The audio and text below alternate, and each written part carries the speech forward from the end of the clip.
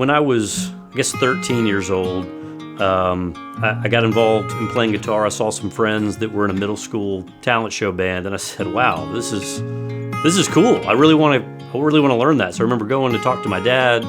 Got a great entry-level guitar and an amp, and I would hack away at that guitar for hours.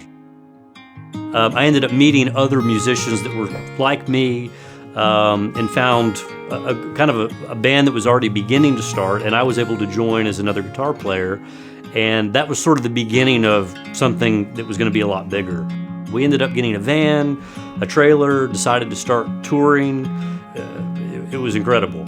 But as we all started to grow a little bit older, I do remember having the thinking that my girlfriend, Jen, my wife now at the time, it was a question of, well, if I keep going on this band route, this is going to be a very, very long journey. So that was kind of the end of the band. And at that point, my guitar went away. So for 8 years, that guitar sat on a shelf. And right after we got married, we said we need to have a church together as a married couple. And we were still early new Christians at this point. But we would show up on Sunday and then we'd leave and we wouldn't really know anybody. And then we'd go about our week. And I think the biggest thing that we were concerned with is that nobody really knew that we would even be there. And we didn't feel like we would be missed. I think it was a lack of spiritual maturity. I think we thought it was the church's job to keep us entertained. And as we're older and more mature now, I think we realize it was more of an inward issue than it was a church issue. The season of life that we were in was we would spend a couple of years coming and going from different churches.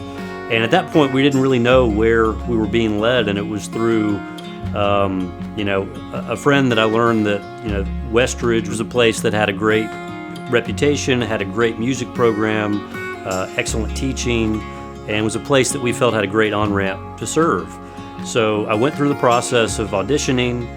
From that moment of me beginning to serve, we really felt a complete change and difference. And my son Harrison, from the moment we pulled into the parking lot as a family, saw Minnie Mouse with the pink gloves waving at him. I mean, he still waves to this day at her. It's been really neat and amazing to see God pull something that he knew was deep in my heart that I really loved to do, to be able to share that with other people.